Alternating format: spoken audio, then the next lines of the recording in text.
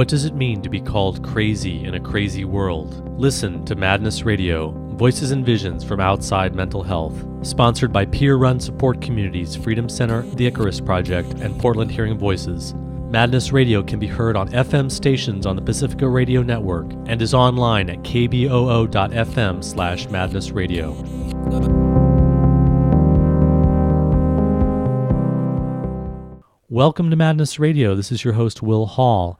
Today my guest is Frank Bures. Frank is a writer based in Minneapolis, Minnesota. His stories have appeared in the Best American Travel Writing, and he's the author of the new book, Geography of Madness, Penis Thieves, Voodoo Death, and the Search for the Meaning of the World's Strangest Syndromes. So welcome to Madness Radio, Frank Bures. Yeah, thanks for having me. Frank, that's really quite a title of your new book. Tell us about this book and how it might not be quite what people would expect in the travel literature genre. Yes, it's definitely not what the usual travel genre fare. And the title is shocking, but it's mainly meant to get people to pick it up. On the inside, it's actually really a serious quest for, the answers to questions that I had about culture and cultural syndromes and how our beliefs kind of shape our world and shape ourselves.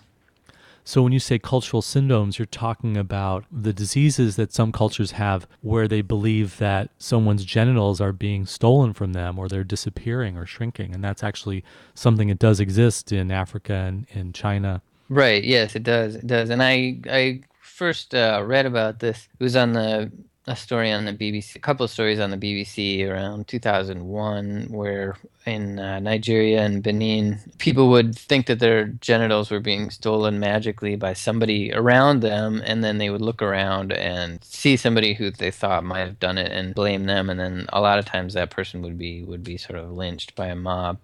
And so I just thought this was a fascinating and, tragic, obviously, but fascinating phenomenon. We don't obviously have anything like it in the U.S., but I wanted to write about it, and I didn't know exactly why. I didn't know exactly what I wanted to say about it, but I was interested in not writing about it in a way that like, oh, this is ridiculous and these silly people have these superstitions, but more like I was more interested in what it would be like to live in a world like that, where that was possible. And that's why I went to Nigeria, to try to find some people who had had this experience and just to see what it was like. Well, that's what I think is so unique and valuable about the book, is that you take what is probably the most bizarre, different experience that one could imagine, witchcraft or something that's a magical attack that would seem completely outside of our realm of understanding. And then instead of looking at it from the outside and outlining it as being bizarre and strange and a weird superstition that reflects a primitive culture, your effort is really to get inside of that understanding and to be understanding the culture on its own terms, and so that it makes sense and says a lot about culture in general. Is that right? Yes, and it's probably because of my background, having lived in a couple different cultures and got moved sort of in and out of them. I knew that things look much differently from the inside than from the outside, and everybody's culture kind of seems weird. And the cultural syndromes are illnesses that kind of grow out of the way people see the world in a way. And so I knew that that was a good sort of entree into these questions. If you say something's a cultural syndrome or culture bound or anything like that, or it's partly caused by the culture, that only really means something if you can define what culture is and how it works. And so I spent a few years trying to sort of explore that idea. And You write that even what culture is not clear. Then you came up with a workable definition yourself. one way to think about it is culture is like this network of stories that we're part of, or that we feel like we're part of, and that we share with other people. And by stories, I don't mean just what you usually think of by stories. I mean causal chains of events. So the way you think things happen in the world, from the Big Bang or the story of the Bible, or however you think the world came into being, to how your group that you're part of, or the groups that you're part of, kind of came into existence, and what that means, and what are the forces holding those stories together. And so we're all part of these kind of various storylines that we feel are real or important, and to the extent that you share those with people, you're part of the same culture. It's significant for me to think about this because so much of what we talk about on Madness Radio is the experience of psychosis, which is really, in a sense, when one person drops out of the shared cultural story of the people around them and is inhabiting a different culture, in a sense. They have a whole different way of following what the chain of events, the chain of causality, and it seems to go against what's known to be real or what's known to be true or what's known to be possible. People say and do things and have beliefs that are very, very strange or magical or nonsensical from a certain perspective, but from that person's perspective, they do make sense and they do have a certain logic. And I think that's part of the interest that I had in the book, is that so much of what working with people who are having psychotic experiences seems to be is really being able to cross from one cultural framework to another and to be able to empathize and get inside of a different lived experience, a different lived reality where that person's culture makes sense. It just comes from a different logic. It comes from a set of different stories that the other culture might have. And that's what you've done in this book. So I found that that was a really interesting parallel, and also the whole question that I think that one culture always sort of compares to another culture and says, well, my culture is based on reality and yours isn't. That's not real. That's not possible. What you're saying is true isn't true. The biblical stories aren't true. Or the other perspective, the Big Bang story isn't true, or magic is not true. Magic is not possible. The idea of voodoo death or penis theft is not possible because it's just not based in reality. It's not based in truth. And so the question of what is reality becomes central to that disconnect of different conflicts coming in, or one culture trying to impose itself on another culture. Tell us a little bit about what some of these culture-bound syndromes are and what that means, what it means to what it means when we say culture-bound syndrome, and what some examples are and some of the things that you learned in your travels. The culture-bound syndromes, there's a sort of a long list of them. The term that people use now is called more cultural syndromes, because a lot of people objected to the idea of being bound to something like culture because it's a weird word, and what does that mean? It's more of a fixed idea of culture, and whereas the general understanding of culture has become more fluid and more of a dynamic kind of thing that you can't necessarily be bound to, sort of. So most people who research this now say cultural syndromes. Is it a term from the DSM and from medicine? Yeah, and they've always been controversial because in past editions of the DSM, they've been sort of at the back in an appendix. A lot of people objected to because it's like a sort of exotic museum of weird mental illnesses that aren't sort of the implication is that they're not real mental illnesses because that we don't have them, whereas the ones in the main text are the real ones that are purely biological and not based on our culture at all. And so that list has historically included things like amok, which is something in Malaysia, and it's in a lot of countries, but where somebody will go into this disassociated homicidal rage and kill a bunch of people or injure a bunch of people and then sort of not remember it afterwards. Also in the Malay Peninsula kind of area, there's something called lata, which is a startle matching syndrome where if somebody's like a hyper startler, they'll be surprised and then they kind of have to imitate the person who surprised them. It's they sort of will imitate or they'll say certain words or they'll say there's a lot of different sort of permutations of it. Another one is called Kyal attacks, which they have in Cambodia, which is wind attacks. It's related to the biology of anxiety, but the way it plays out is different in Cambodia. And Kyal is like a wind that supposedly flows in your body alongside your blood, and if that becomes blocked or flows differently, then you can get all kinds of problems. There's DOT syndrome, DHAT, which is in India and parts like that. Like people worry they're losing too much energy because of semen loss, and so for people in those cultures, if you have certain beliefs about what the meaning of semen and what the power of it is, and so those are some of the things that historically have been considered cultural syndromes. And there's also Koro. Is that Koro is called, or genital retraction syndrome, which is in parts of West Africa, maybe Central Africa, and then also in China, southern China, Singapore, had been in Singapore, Hong Kong, and the sort of major features of it are pretty similar, but the belief in what is causing it is completely different. In West Africa, it'll be magic or something like that.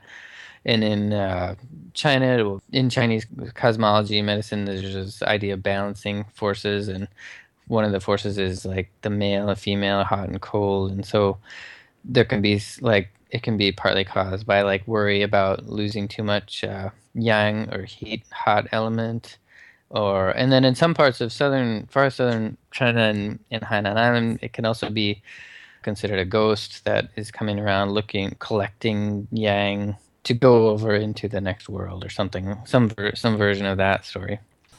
Voodoo Death is something that was first written about in the West by Walter Cannon, who's a doctor who came up with the fight or flight mechanism, and he wrote a paper called Voodoo Death about this, and he had some theories about how it worked. And what it is when a person is cursed and they believe that they're going to die, they will sometimes actually die at the time when they said we're supposed to. And so that happens rarely, but it does happen. There's cases of it happening that you can document, and there's also for other versions of it that happen that are not quite as spectacular, but you can see it in the data. There's a guy named David Phillips who's found that more Japanese and Chinese people die on the fourth, which is of the month, which is considered unlucky, than on other days. so? People would be cursed and then told that they're going to die on a specific date, and then they would in fact die. Yeah. It sounds like it's related also to bone pointing, where someone will attack somebody by pointing a bone at them or cast a magical spell at them, and then the person will become sick and die. Yeah, that's definitely similar, if not the same. And that's in the Aboriginal cultures in Australia. There's cases of that where they break some taboo, and the a shaman or medicine person points a bone at them, and they are essentially excluded from society, and like all their family and everybody starts acting like they don't exist, and they'll just sort of waste away and die. It's not quite as sudden as some of the other cases, but it's the social death followed by actual death. In China, I met a guy whose brother had been part of this massive epidemic in the 80s when like something like as many as 5,000 people felt like their genitals were disappearing on the island of Hainan in southern China, village by village over the course of a year. It would like pass from village to village, and then when the people heard that it was in the next village, they felt like the ghost had sort of gone on to that village.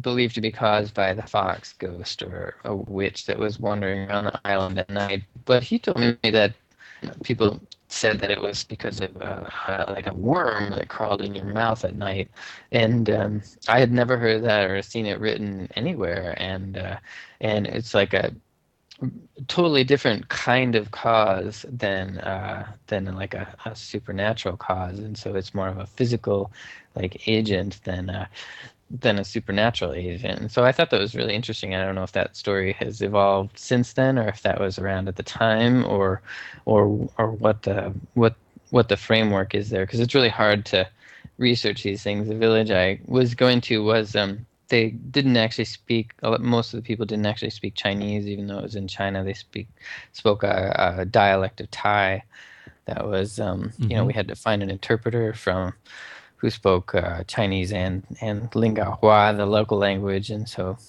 it's a really complicated cultural landscape on that island because there's like at least 10 different languages. Some of them, all spoken by like a million people.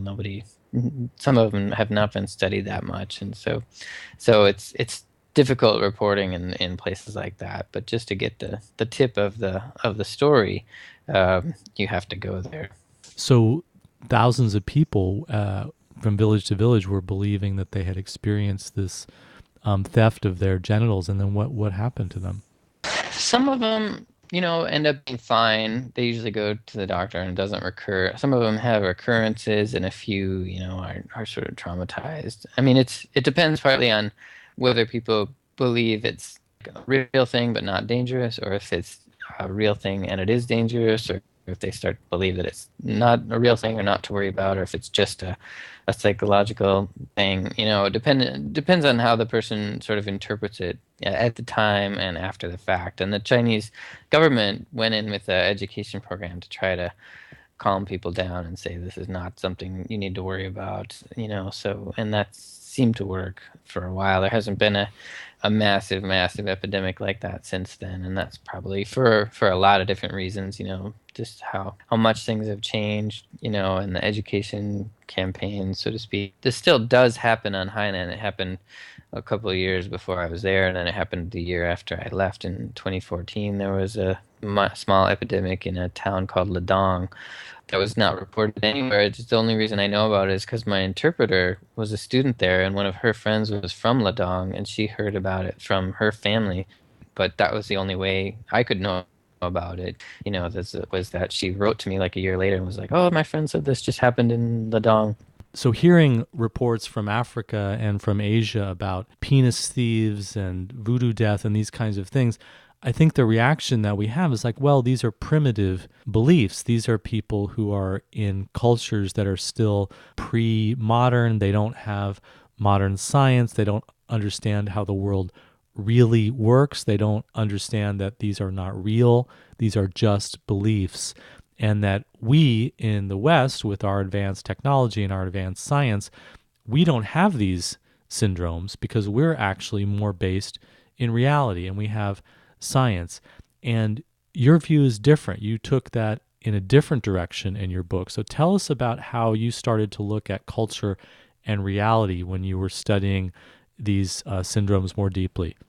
So yeah, that idea of some cultures being primitive and some cultures being civilized is like an old interpretation of culture as this thing that progresses towards some high point, and I did talk about that in the book. That was the kind of theory of this guy named E.B. Tyler, who developed this idea, and that idea is still with us. That some cultures are just undeveloped, and my view is different. And the that would through that lens, it seems like these people believe in things that are not real, and we believe in things that are real. And I think that's a real problem in all these issues, and in all talking about all these illnesses. The idea that something is imaginary or not, or it's real, is based kind of in this dualism of mind and body, and the idea that the body is real, all the physical, empirical things are real, and the mental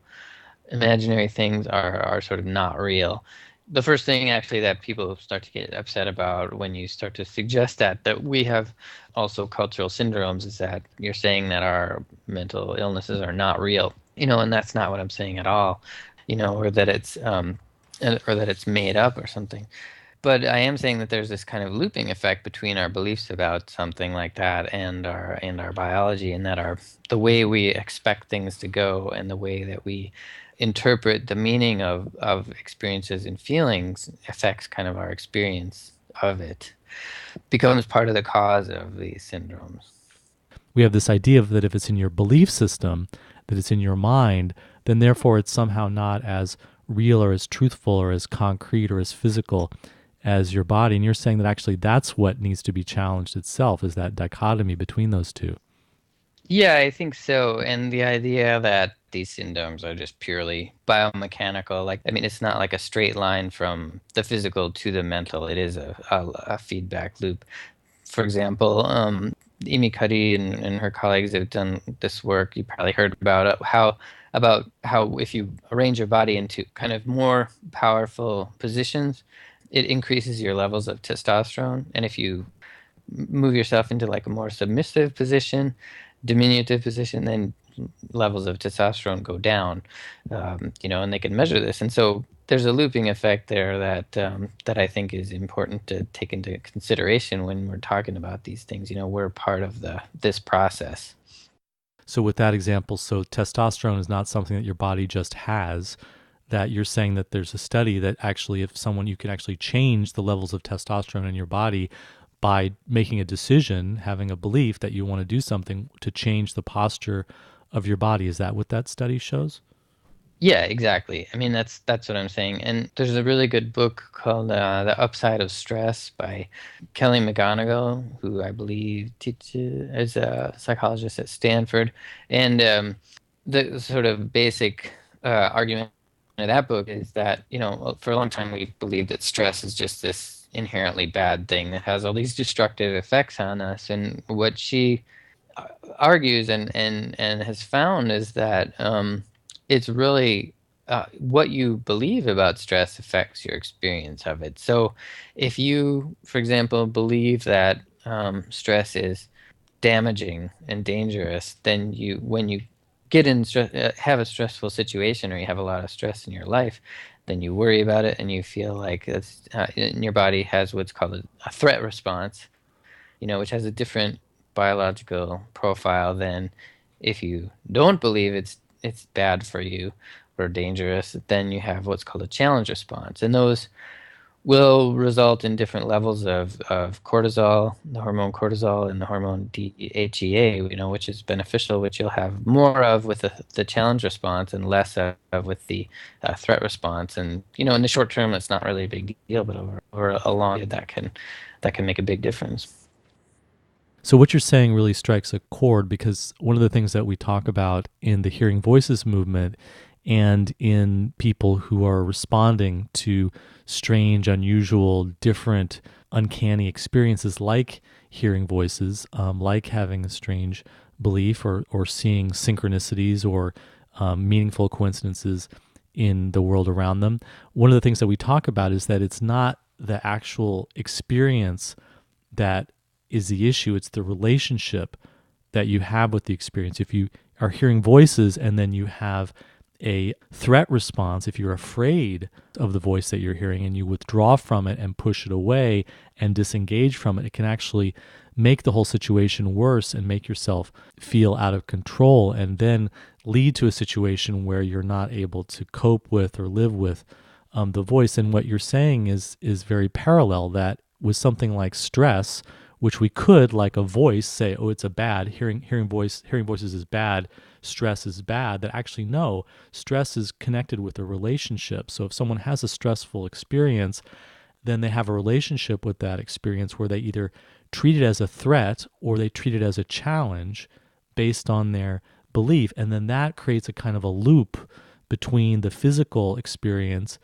and the belief or the response, the relationship that the belief has with that experience, that then loops back in and then changes the physiology. So if the actual stress hormones themselves change, and then the experience of that stress is different for the person. So it sounds like that's what we're talking about, is challenging the mind body duality and actually understanding that with any experience that we have, there's always this loop of this response and relationship to it, and it can mean very different things for different people based on what their belief is. And you're suggesting that this is actually really demonstrated by a lot of scientific studies that are now available to us. And it complicates the mechanistic model that we usually have of the body and health and stuff. And I assume you know Ethan Waters and his book Crazy Like Us. He talks in there about this study that they did in schizophrenia around the world that nobody's really ever been able to explain why. Poorer countries like Colombia, Nigeria, India, they have levels of schizophrenia where 24% of the people will be seriously disabled, whereas in more industrialized countries like the US and Denmark, Thailand, you have more like 40% seriously disabled. And the question obviously is people's interpretation of what that illness is, making it more or less difficult to deal with it. And you also have to throw into that the understanding of all the people around you. What do they believe? If they believe something is damaging it, or it's really hard to get away from what all the people around you believe is true. So if the people around you are having a threat response to something, then that's going to loop back into your own experience of it. And this ties in directly to what we see in alternative approaches to responding to psychosis or things that get diagnosed as schizophrenia, that actually the alternative approaches say if you surround people with people who have an expectation of recovery, who are more inclusive, who are not threatened by the experience, who don't shun the person, who don't push them away, but actually build connection and relationship, then the outcome is very different. That the result is very, very different. The course of that illness, you could say, ends up being shaped by the social context and the beliefs that it's surrounded by. Right, right, right. Yeah, and that would be similar to like what you would have if in another culture where people feel like what we would call schizophrenia would be the result of like spirit possession or something like that, and they wouldn't see it as the person's fault. They would see it as something that's just kind of part of this world, and so maybe the way they're treated then um, is different and more helpful, or in some way, Whereas when you treat it like somebody is broken or they have some sort of physical biochemical defect, then it becomes harder for the person to envision like a path going forward in some way. How do we get beyond the idea that this is dismissive? How do we get beyond the idea that, oh, this is just your beliefs? Then it's just your culture. You just have to kind of rise above it. That it's something that's in your head. How do we move beyond that way of receiving what it is that you're presenting?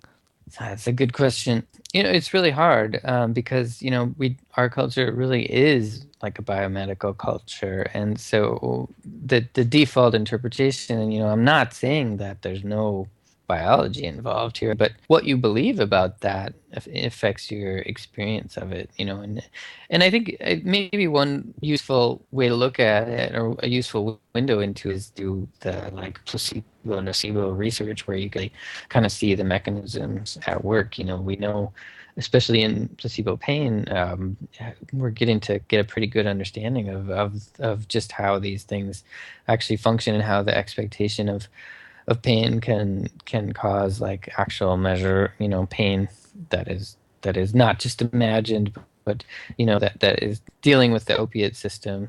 On the same note, the expectation of pain relief actually activates the opiate system in ways that your body releases actual painkillers that can be reversed by the hidden administration of naloxone. So there is like a measurable physical effect of the beliefs. It's not just, and that's what I'm talking about. I'm getting past this dualism between the real and the imagined. And placebo, nocebo. Nocebo is the opposite of the placebo. It's like the placebo is experiencing the therapeutic results from the expectation of healing, and the nocebo is the opposite. Like if you give someone a drink that's and say this is going to make you vomit, and then it does, and it's not like they really don't vomit, but the way those things interact is hard to understand or hard to interpret without revising kind of this simple dualism. So part of it, I think, is this question of interpretation. Is interpretation just how you think of something? Is it just an idea, or is it actually also a physical, biological experience that's just as real, that's just as affecting you on a physical level? So it's not just about the belief being superimposed or being added and then you can just change it, but beliefs and how we interpret things are very deeply embedded physiologically in our culture and in the ways that we live in our social traditions. I mean, really, what we're talking about is what metaphor do we understand these things by? The typical metaphor that people use for health is a machine metaphor, like the body is like a car, and you want to get better, you go to a doctor and he changes a part out. And I think that is fundamentally what needs to be revised. And I think as a model, I think this idea of a loop is maybe hopefully more useful than the idea of a machine that we repair. And that machine metaphor applies also to the popularity of neuroscience, and it doesn't allow for the mind and the brain to be separate things. So, in a sense, what you're saying is that the biochemistry view, the idea of neuroscience and these kind of mechanistic understandings of chemicals in the body and neurotransmitters, this is also a story that we're telling ourselves in our culture. Yeah, and I'm not saying those are not really powerful and really important, but there's this other sort of complicating piece in there that needs to be built into the way we understand these things. So, what kinds of implications does that have for practicing medicine, or how do we proceed if we did take all this very seriously? Because one of the implications is that if we're always inside of stories, then we can start telling ourselves the story of the stories, but we're still creating a story. There's no place to step outside of it, there's no objective reality to step outside of. A step in that direction in the DSM-5, they have in the back what's called a cultural formulation. It's like an interview that you can give to patients from other cultures, but that actually would be good for basically any patient, just to get an idea of what their understanding of their illness is. Like, what is the story of their, what Arthur Kleinman calls their illness narrative, and what do they feel like are the forces at work in there. And then based on that, maybe you can give them a helpful reframing that would push them in a direction that would be more helpful or more therapeutic or something. So that would be a possibility. Because the story that your car is broken makes a lot of sense, because you take it to the mechanic swaps out the alternator or the wheel or whatever it is, and then now your car starts working.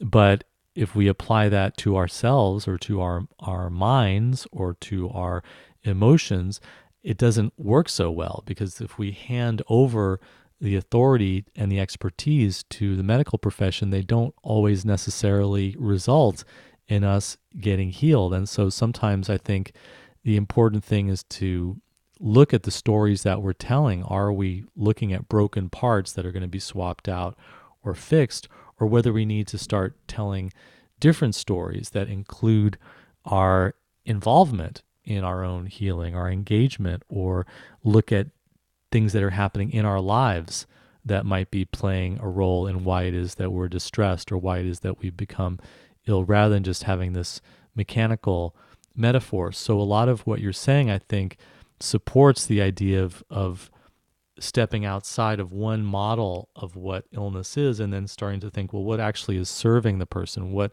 would be a more meaningful story that could be told that actually is going to result in the person getting better or feeling more empowered or feeling clearer and stronger about their lives and healing and recovery. But then this raises the question about when we talk about beliefs, it sounds like, okay, a belief is just something you can change. Like, okay, I have a belief that this disease is caused by a fox spirit, and I can just change that belief. So now I believe that the disease is caused by a pathogen, and I can just change the belief. But I think what you're also suggesting is that belief is something much more profound, and that maybe it also works on a deeper unconscious and social level, that you can't just tell yourself, okay, I'm not going to believe in it, and then suddenly you'll feel better. It doesn't work that way. We're talking about a different understanding of what belief is. You can't just decide to believe something. I mean, it's, like if I thought there was some benefit to believing in being born again or something, I can't just tomorrow decide that I'm going to believe that if I don't really believe it. And so, and there's a great novel by Par Lagerquist, who won the Nobel Prize, called Barabbas, where Barabbas, who, was spared when Jesus was crucified, kind of follows these early Christians around and wants so badly to believe, but he just can't. It's a great like meditation on exactly this question. It becomes a little bit of a catch-22, doesn't it? One of the studies that I read about the placebo effect is that if you tell somebody that they're receiving just a sugar pill, just a placebo, it can still have the beneficial effect, so that they might know on a more superficial conscious level that, okay, this is just a placebo, but somehow deep down there's a more powerful belief that's at work that still activates the healing power of that placebo. Yeah, I know the study you're talking about. And so they gave people a placebo, but in the script that they read to the patients, they said placebos have been known to help, blah, blah, blah. And so the operative thing here, I think, is the expectation. They're giving people a placebo. They know it's a placebo. It's labeled as a placebo, but they've also created the expectation that this will help you get better. Yeah, that's a lot of what's going on here is the expectation of what people have for what is the powerful thing here that is going to cause events to happen in the future. And so what do you believe in at that level? And the expectation is really the most powerful pieces of the placebo effect. Do you expect this thing to help you heal? And when you do, it seems to activate these sort of endogenous healing processes that we have inside us. Yeah, you said earlier that culture is really the belief about what forces are acting on us in the world and the stories that we tell about those forces and why things happen and what cause and effects are in reality. There's a cosmology around what makes reality happen. And you also mention just going to a healer, that if you go to someone who's presenting as a doctor, it kind of doesn't matter what it is that they are giving you in terms of a therapy, treatment, intervention, just the very act of receiving the treatment from that person who's in the healer role has that powerful expectation. Yeah, and that's come through in some interesting research by Ted Kopchak and those guys at Harvard, where they do a kind of placebo pain study on people, comparing acupuncture and sham acupuncture and placebo pills. The one that I'm thinking of, the sham acupuncture and the real acupuncture, had a very similar effectiveness in reducing pain, whereas the placebo pill it had some effect, but not as much. And so the theory is that this sort of elaborate ritual that you go through in acupuncture kind of helps stimulate these processes, which makes a lot of sense if you look at sort of history and ritual and how people had to kind of survive pre hospitals. One of the things that people get upset about is like I said, that you're questioning the reality of their illness. And I think there's a power in like naming your illness that's kind of a narrative power. Like it means that everyone in society agrees that this is the causal chain of events you are part of. Like we were saying with everything with culture, if everybody believes in a certain story, that means that it's real. So that's, I think, where some of the power of naming illnesses comes from. People are suffering from something very isolated, very individual. They're questioning themselves whether it's real or not. Am I really in pain? Am I not? The people around them are questioning, well, maybe you can work, maybe you can go to school. Why is it that you're not participating? Why are you complaining? And then there's a certain naming that happens that gives legitimacy and gives support and value for what the Right. person is going through. And so that has this enormous power of validating someone's experience. But then the other side of it is that it also can create a situation where the person goes into that identity and they start to step into that thinking of themselves in a certain way. And the story can be confining.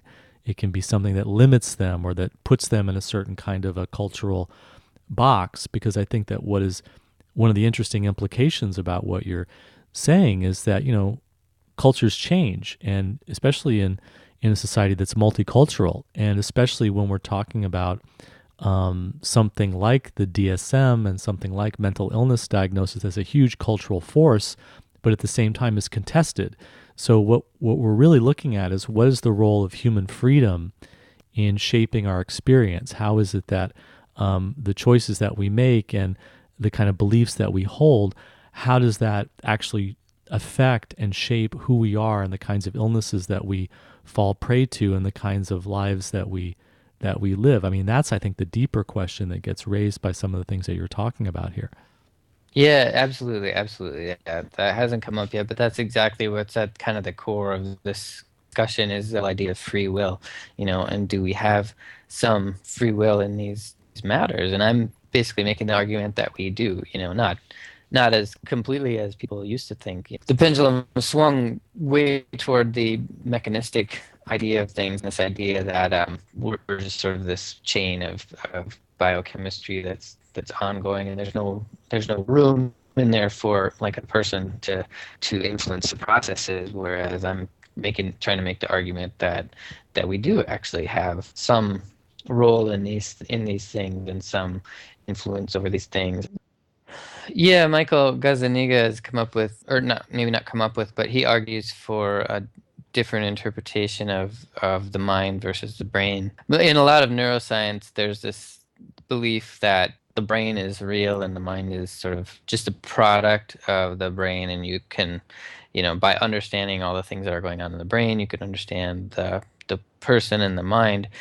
Gazzaniga has this idea of you're familiar with the idea of emergence, how complex systems emerge from simple repeating things like the way one ant is stupid, but an ant colony develops a kind of intelligence once it reaches a certain critical mass. One interpretation of that is called weak emergence, where you should be able to look at the ant and figure out how the big colony behaves. So there's a direct causal line between the small part and the big thing that comes out of it.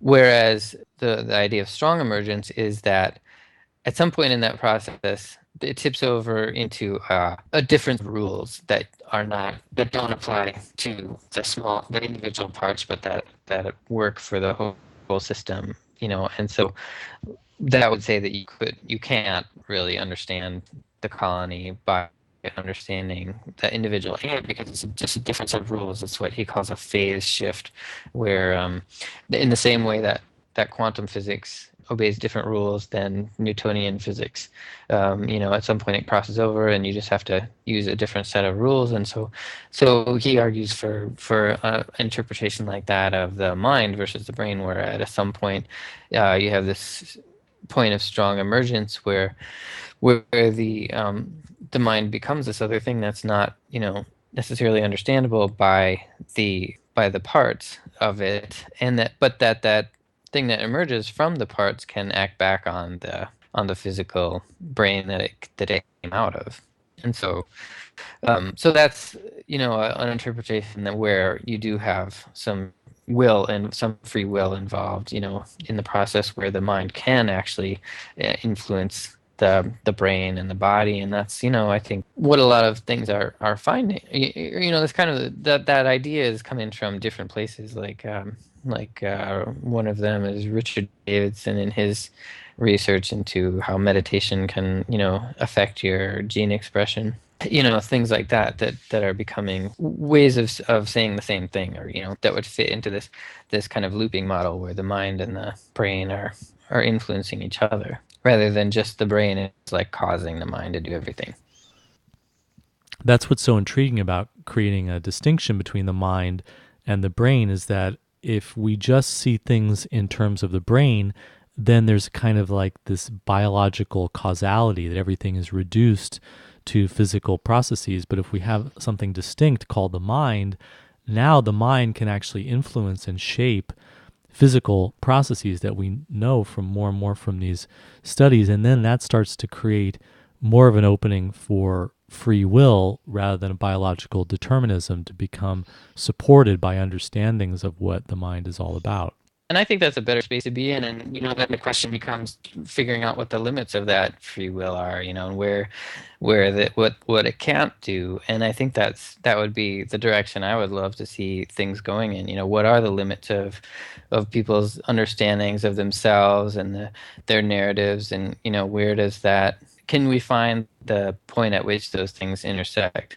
And are there narratives and cultures that we can create that are better suited for free will and better suited for responding to diseases and illness, and what are the actual implications of one set of stories compared to another set of stories? Yeah, I mean, you can almost see this in like Carol Dweck's work about children, and how if you tell them intelligence is like a fixed thing, or if you tell them it's a muscle, they'll have radically different outcomes in their testing and their achievements. And so that's a kind of another way of maybe looking at this, by telling someone they do have free will, you have more of it. If you believe you have more of it, you have more of it. If you don't, you have less. And so that's another like kind of catch 22 that's built into this. Exactly. So the expectation that we can use our minds to influence our bodies itself creates the possibility that we can use our minds to influence our bodies.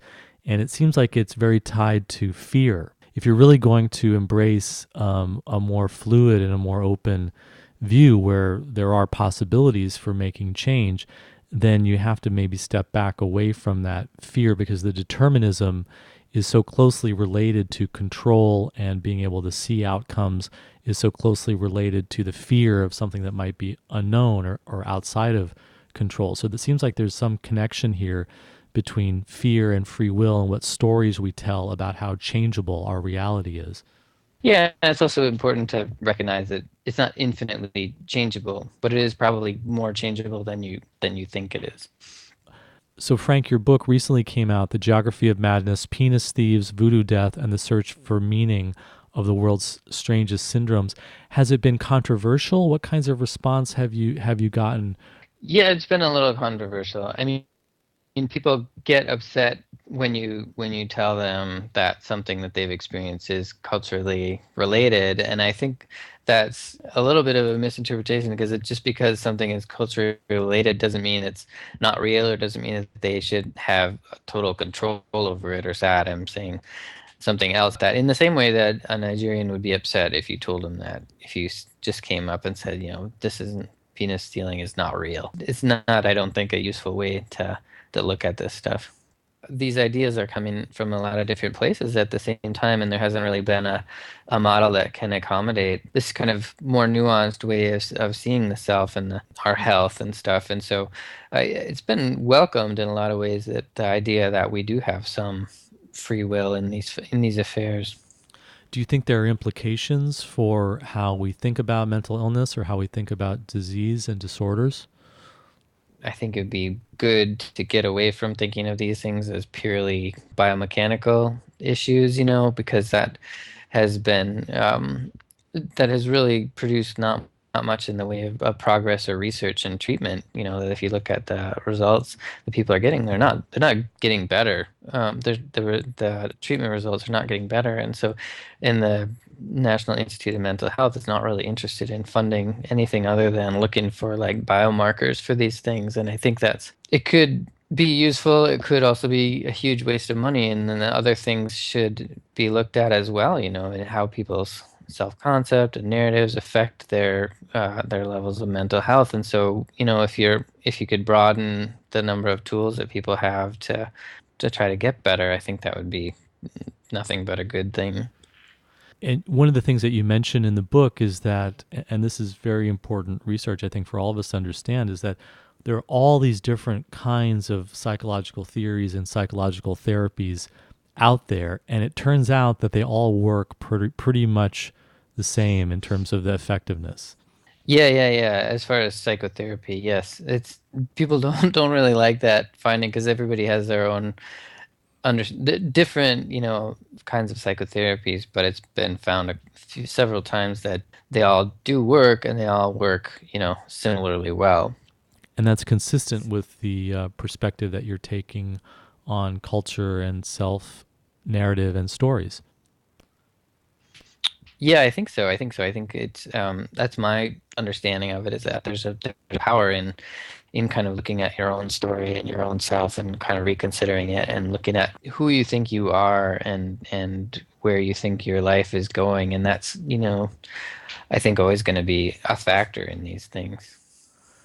Frank, we're just about out of time. Remind us the name of your book and also give us your website and how people can get in touch with you if they want to find out more information. My website is just frankbures.com, and there's all kinds of information about the book on there. And the book is called The Geography of Madness, Penis Thieves, Voodoo Death, and the Search for the Meaning of the World's Strangest Syndromes. And you should be able to get it at your local bookstore. That's the best place. Frank Bures, thank you for joining us today on Madness Radio. All right. Well, thanks for having me, Will. You've been listening to an interview with Frank Bures. He is a writer based in Minneapolis, Minnesota. His stories have been in the Best American Travel Writing Anthology, and he's the author of the new book, The Geography of Madness, Penis Thieves, Voodoo Death, and the Search for the Meaning of the World's Strangest Syndromes. That's all the time we have on Madness Radio. Thanks for tuning in.